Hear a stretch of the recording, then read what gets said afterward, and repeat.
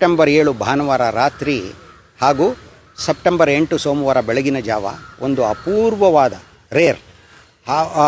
ಅಪರೂಪವಾದ ಅಂದರೆ ಅಪೂರ್ವವಾದ ಅಂದರೆ ವೆರಿ ಫ್ಯಾಸಿನೇಟಿಂಗ್ ವಿದ್ಯಮಾನ ಒಂದು ಜರುಗತ್ತೆ. ಅದೇ ಸಂಪೂರ್ಣ ಚಂದ್ರಗ್ರಹಣ, ಟೋಟಲ್ ಲೂನಾರ್ ಎಕ್ಲಿಪ್ಸ್ ಅಂತ ಹೇಳ್ತೀವಿ. ಈ ಒಂದು ವಿದ್ಯಮಾನದ ನಡುವೆ ಇದು ಸುಮಾರು 5 ಗಂಟೆ 27 ನಿಮಿಷಗಳಷ್ಟು ದೀರ್ಘಕಾಲ ಇದು ಆವರಿಸಿರುತ್ತೆ.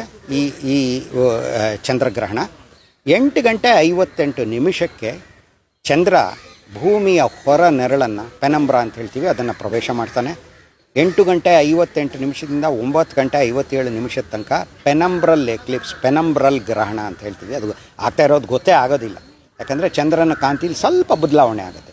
9 ಗಂಟೆ 57 ನಿಮಿಷಕ್ಕೆ ಚಂದ್ರನ ಬಿಂಬ ಅಥವಾ ಚಂದ್ರನ ಗೋಲ ಏನಿದೆ, the disc of the moon starts disappearing slowly and it gets dark and ಅಂದರೆ ಕಪ್ಪು ಬಣ್ಣದ್ದಾಗಿ ಗೋಚರಿಸುತ್ತೆ. ಅಂದರೆ ಕಾಣಿಸ್ತಾ ಇರೋ ಬೆಳಕಿನ ಭಾಗ ಕಡಿಮೆ ಆಗ್ತಾ ಹೋಗುತ್ತೆ. 11 ಗಂಟೆ ಅಷ್ಟೊತ್ತಿಗೆ ಚಂದ್ರ ಭೂಮಿಯ ದಟ್ಟವಾದ ನೆರಳನ್ನು, dark shadow of the earth, ಇದನ್ನು ಪ್ರವೇಶಿಸ್ತಾನೆ. ಇದಕ್ಕೆ ಅಂಬ್ರಾ ಅಂತ ಹೆಸರು.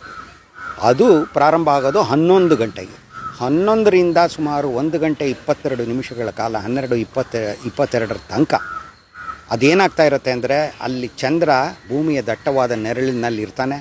ಏನಪ್ಪ ಚಂದ್ರನ ನೆರಳು ಭೂಮಿ ಮೇಲೆ ಬೀಳ್ತಾ ಇದೆಯಲ್ಲ, ಹಾಗಾದ್ರೆ ಚಂದ್ರ ಅಲ್ಲಿ ಇರೋದೇ ಇಲ್ವಾ, ಚಂದ್ರ ನಮಗೆ ಗೋಚರಿಸೋದೇ ಇಲ್ವಾ ಅಂದರೆ ಖಂಡಿತ ಗೋಚರಿಸ್ತಾನೆ. ಕೆಂಪು ಬಣ್ಣದ್ದಾಗಿ ಚಂದ್ರ ಗೋಚರಿಸ್ತಾನೆ. ಯಾಕೆ ಅಂದರೆ ಭೂಮಿ ಏನೋ ಸೂರ್ಯನ ಬೆಳಕನ್ನು ತಡಿಬೋದು, ಆದರೆ ಭೂ ವಾತಾವರಣ, earth's atmosphere allows red colour light, ಇದು ಕೆಂಪು ಬಣ್ಣದ ಬೆಳಕನ್ನು ತನ್ನ ಮೂಲಕ ಹಾದು ಹೋಗುವಂತೆ ಮಾಡಿ ಅದನ್ನು ಬಾಗಿಸಿ ಬೆಂಟ್ ಮಾಡಿ ಅದು ಚಂದ್ರನ ಮೇಲೆ ಬೀಳೋ ಹಂಗೆ ಮಾಡುತ್ತೆ. ತಿರ್ಗಾ ಅದು ನಮ್ಮ ಕಣ್ಣನ್ನು ತಲುಪಿದಾಗ ಚಂದ್ರ ಕೆಂಪು ಬಣ್ಣದ ಕಾಣಿಸ್ತಾನೆ. ಇದು ಟೋಟಲ್ ಸೋಲಾರ್ ಎಕ್ಲಿಪ್ಸ್. ಅಂದರೆ 11 ಗಂಟೆಯಿಂದ ಸೋಮವಾರ 12:22 ತನಕ, ಅಂದರೆ 1 ಗಂಟೆ 22 ನಿಮಿಷದ ಕಾಲ.